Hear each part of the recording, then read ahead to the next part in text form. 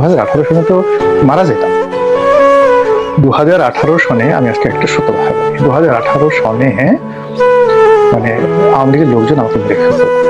আমি যখন বিএনপিতে যোগদান করে দেশে গেলাম, তারা মেরে ফেলতো, এবং তার সঙ্গে সঙ্গে আবার ওখানে বিএনপির একটা গ্রুপ যারা আমার মনোনয়ন মেনে নেয়, তারা চিন্তা করলো যে আমার বাসায় 1,50,000 টাকা আছে, আওয়ামী লীগের কিছু দুর্বৃত্ত আর বিএনপির কিছু দুর্বৃত্ত, যারা আমার বিএনপির সব লোক আমার পক্ষে না, এটা প্রতিপক্ষ ছিল, তারা সবাই মিলে এরকম একটা সিদ্ধান্ত নিল যে আমার বাসায় ডাকাতি করবে, বাসা থেকে টাকা নেবে এবং বাসায় ঢুকে আগুন টাগুন জ্বালিয়ে দেবে। তো এই অবস্থাতে আমি মেজর জেনারেল জিয়াউল হাসানকে ফোন করলাম। আমি বললাম যে জিয়া, এই ঘটনা, দেখো তো তুমি আমাকে কিছু করতে পারো কিনা। তো জিয়া বললো যে দাঁড়ান, আমি এখনই দেখেছি। সে সঙ্গে সঙ্গে তারেক সিদ্দিকীকেও ফোন করলো। তারেক সিদ্দিকী বললেন যে ঠিক আছে, রনি ভাইকে বলো সে যেন চিন্তা না করে, আমি এখনই পিএম এর সাথে আলাপ করতেছি। তো সে গিয়ে প্রথমে পিএম এর কাছে গিয়ে বললো, প্রধানমন্ত্রীর কাছে বললো, বোঝার চেষ্টা করুন 2018 সনে আমি আওয়ামী লীগ থেকে বিএনপিতে যোগদান করেছি, এবং আমি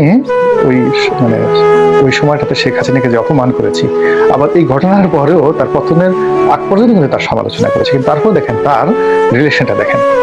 তো তার সিদ্দিকে গিয়ে তার কাছে বললো যে এরকম ব্যাপার, রনির তো খুব বিপদে পড়েছে, না হয় একটা ভুল করেছে, এখন তো তাকে রক্ষা করতে হবে। উনি প্রথম বললেন না, দেখুক, বুঝুক কত অবস্থা, বেশি চালাক, বেশি ফাজিল, ইত্যাদি ইত্যাদি। তারেক সিদ্দিকী সাহেব দাঁড়িয়ে রইলেন।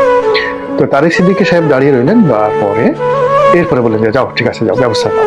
তখন এই জেনারেল, এই যে এখন জেলখানে আছে মেজর জেনারেল জিয়াউল হাসান, তারেক সিদ্দিকী, তারা পটুয়াখালীর এসপিকে, ডিসিকে ফোন করলো এবং ঢাকা ডিবি কে জানালো, ডিবি প্রধানকে জানালো, এবং একটা ডিবির 12 সদস্যের একটা টিম প্রায় 1 সপ্তাহ আমার বাসার সামনে 24 আওয়ার্স ডিউটি করছে, এবং ওই টিম আমাকে নির্বাচিত